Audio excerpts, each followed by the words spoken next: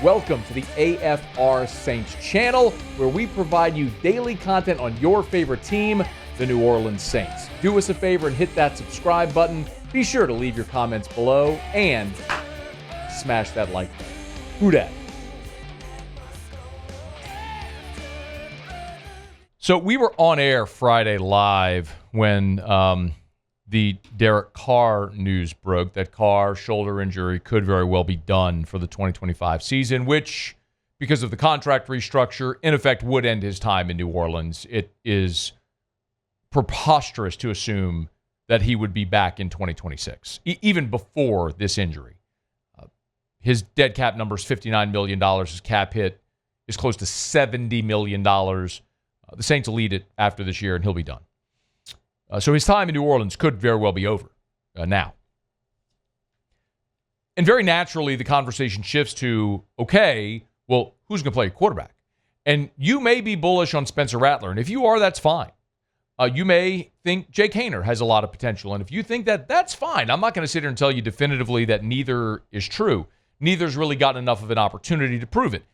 Last year, Spencer Rattler played quarterback behind a makeshift offensive line. He was throwing to practice squad guys in NFL games. Like, you can't judge anybody based on that. So I'm not going to. There was some good. There was some not good. If he had a full complement of players, maybe it looks different. Certainly looks different. How does it look? Don't know. Maybe we'll get a chance to find out. Maybe not. I don't know. Again, there's a lot of indefinite. What I do know is, ain't no way you're going into this season with Jake Haener and Spencer Rattler as your only two quarterbacks, with respect to Ben DiNucci. I'll remind you, DiNucci was hanging around last year when Derek Carr was still there. You're bringing in somebody. And I am of the belief that that somebody is probably somebody's. I think you will bring in a veteran free agent and a quarterback via the draft class. Where you draft, I don't know. Is it Shadur at 9? Is it Jackson Dart at 40? Do you move back into round 1 to get Dart in the late 20s? Do you look at a guy like Quinn Ewers on day 3? Is it Tyler Shuck? Is it Kyle McCord? I don't know. I don't know what they're going to do. I don't know what their board looks like. I'm pretty confident though somewhere in the draft they'll take a quarterback. But you also have to bring in a veteran. Like you have to have a veteran quarterback, someone who has been a starter in the NFL. I mean, even just look at past situations. Like when the Carolina Panthers drafted Bryce Young first overall, they had Andy Dalton on the roster. When the Houston Texans drafted C.J. Stroud, they had Davis Mills and Case Keenum on the roster. Like, you have to have someone who has started an NFL game before on your roster. Which is why it's interesting whenever some of these veteran free agents come up. Now, on Friday, we talked about Aaron Rodgers. And I very flippantly dismissed it because I don't think Aaron Rodgers would pick the New Orleans Saints. If Aaron Rodgers wants to go somewhere, if he plays another season, wants to go somewhere where he can win, New Orleans doesn't appear to be that. But there's a report that from Mike Florio, and I'll read it directly from PFT, he said, expect to see a report sooner than later that the Saints have reached out to Aaron Rodgers. Now, Florio is credible. I don't know that because the Saints reach out, Aaron Rodgers would be receptive of that. There's a lot of things to look at. Number one is the contract. He was making $37 million a year with the Jets. If you're wondering, the Saints currently have $27.8 million in cap space. Now, I don't worry so much about that because the Saints do what they do. They're going to structure a deal where it's like a 3-year deal with 2 voidable years after year 1, so they kick money into the... That's just what they do. So they'll make the cap number work. Just understand what it's going to cost. And remember, that $27.8 million, you might still want to sign other free agents, but you also still have to sign your draft class as well. So keep that in mind. It's fair to ask, would Aaron Rodgers be the best option for New Orleans? As far as a talented quarterback that could be available, I think that's unequivocally a yes. Rodgers last year with the Jets, while they were only 5-12, he started all 17 games. He threw for 3,900 yards, 28 touchdowns, and 11 picks. He put up good numbers. He was on a bad team. He didn't necessarily make them better. They were 5-12. I think you could just look at that and transpose that straight into what the Saints are. Veteran quarterback who's capable, experienced, better than anything you have. Bad roster, not capable of winning. That's probably what it would be. Would he pick New Orleans? I mean, I could make a case for you. If you're picking between New Orleans and Pittsburgh, if you're Aaron Rodgers, assuming Minnesota is firm, they're not interested in bringing in Aaron Rodgers. Giants have already brought in 2 veterans with Jameis and Russ. It really would look like New Orleans or Pittsburgh. Well, do you want to be in the AFC or the NFC?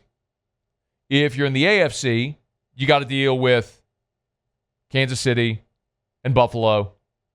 And oh, by the way, in your own division, Baltimore and Cincinnati. Like, I understand Mike Tomlin's a great coach, and he has been there a long time. That is really unenviable to try to go think you're going to win in Pittsburgh in the AFC right now. The NFC South is decidedly more winnable. You avoid Kansas City, Buffalo, Baltimore, and then you're in one of the worst divisions in football.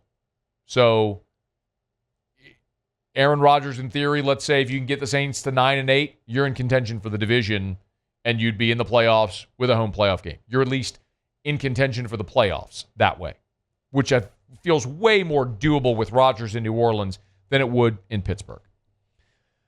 But I also don't think the Saints are close to winning. I mean, the over-under for the New Orleans Saints, the win total for this year, the odds maker set at 5.5 with Derek Carr. Before we knew Derek Carr was out. That wasn't over under 5.5 with Jake Haener or Spencer Rattler. That was over under 5.5 with Derek Carr. So, I don't know how much better Aaron Rodgers makes the New Orleans Saints than what they would have been with a healthy Derek Carr. Couple of games, okay, then maybe they get to 7-11? Or excuse me, 7-10? 8-9, maybe?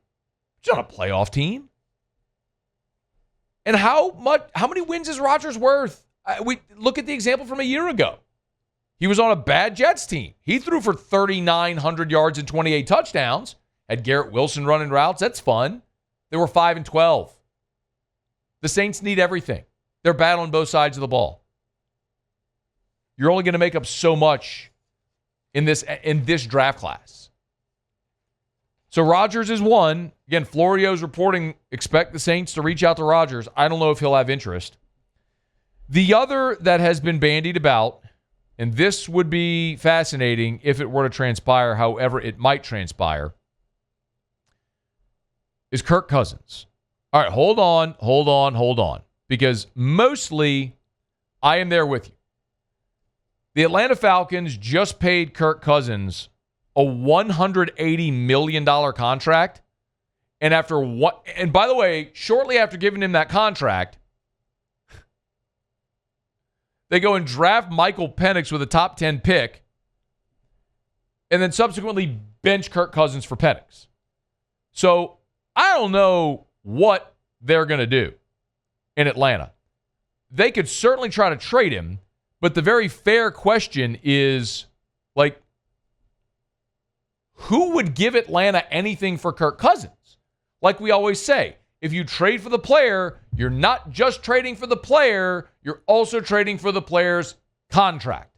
So I can't see any scenario in the world where an NFL team would give the Atlanta Falcons an asset, no matter how invaluable of an asset, for the right to take on Kirk Cousins and that contract after the team that gave him the contract benched him during the first year of the contract.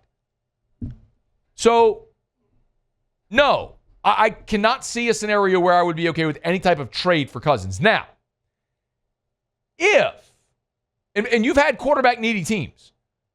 The Jets are a quarterback-needy team. The Giants are a quarterback-needy team. The Steelers are a quarterback-needy team.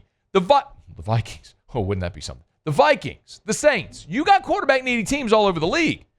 And a lot of teams have gone looking at other options instead of Kirk Cousins. So there's no interest in a trade, but that could change after the draft. Go through the draft, look at how things settle. Maybe New Orleans doesn't get the player they want. Then maybe Atlanta cuts Kirk Cousins and they're more interested in signing Kirk as a free agent. Or maybe Atlanta hangs on to him as a backup, very expensive backup, but a backup plan behind Michael Penix. Maybe. We'll see. But you got to get a veteran. In the same way that Cleveland just went and signed Joe Flacco, you have to get a veteran. In the same way that the Giants signed Jameis and Russ, even if they go draft Shedeur, you got veterans on the roster. I mentioned Carolina and Houston when they drafted Bryce Young and C.J. Stroud, respectively. You got to have veteran quarterback on the roster. So,